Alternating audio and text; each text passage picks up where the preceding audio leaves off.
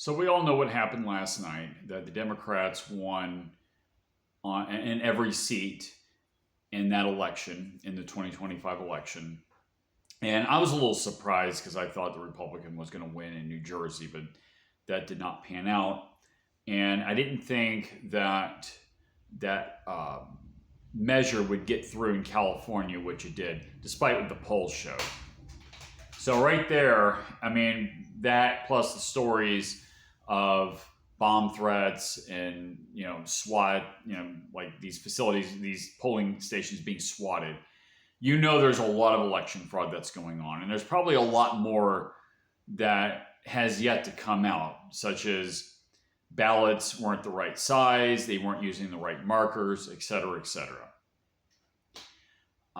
Somebody's going to look at this, and they're going to look at it in detail, and they're going to find this out.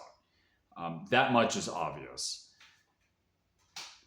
Part of the issue is it's not just the election fraud. It's not just the other fraud that is busing in illegal aliens to vote, because that also certainly happened in California. The other issue is that there are still a lot of people that voted for this. Take, for example, New York City.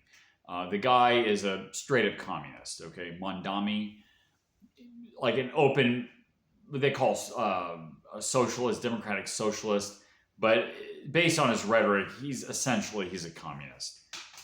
And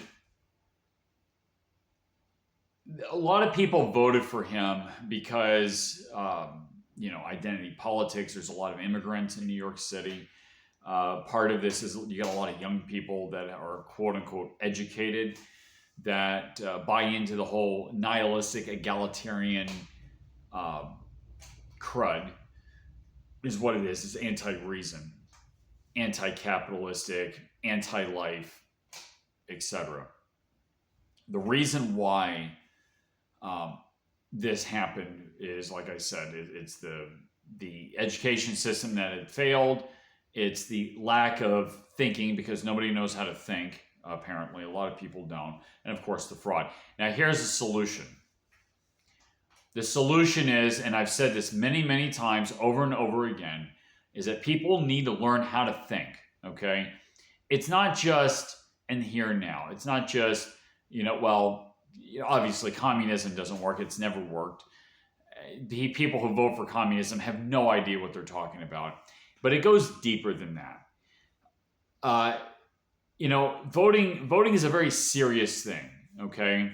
You are endorsing a candidate that is going to have consequences with regard to policy, that has consequences on the way you live in that jurisdiction. And people aren't thinking seriously enough, okay? You have someone who's a communist. I mean, if you've ever owned anything, and I mean, I understand these ultra rich people, they just insulate themselves from whatever crisis that they may create. I mean, they do it on purpose because they're seeking power. They're doing rent-seeking behavior. That's the academic term for it.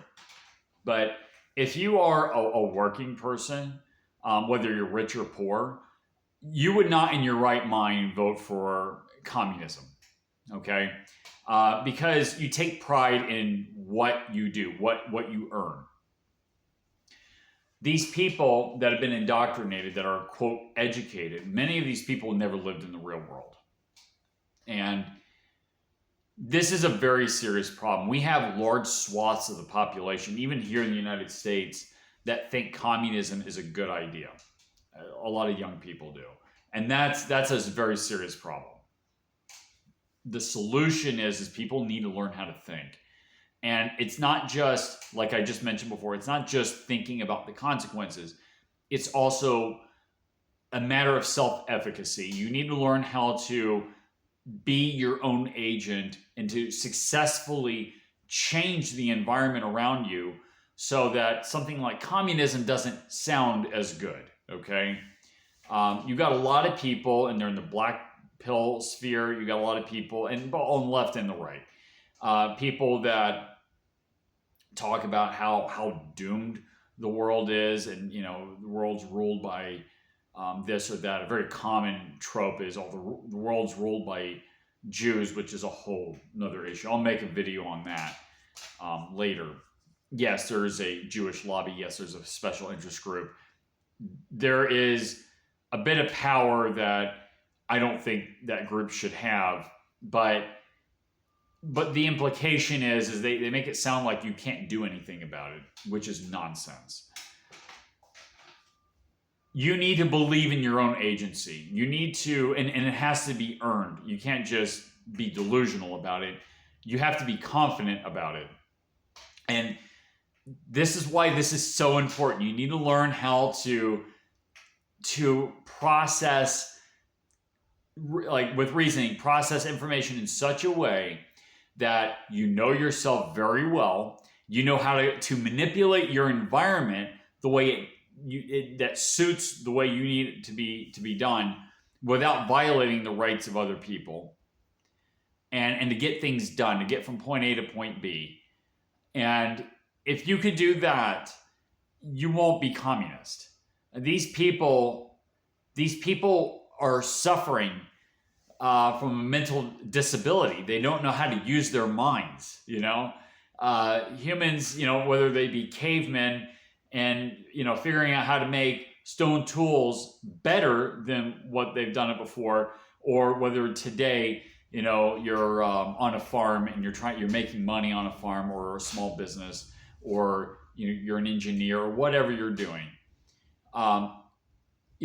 That's it's essential. It's the essence of being human, is the ability to use your mind and change the environment, so you're not living like an animal.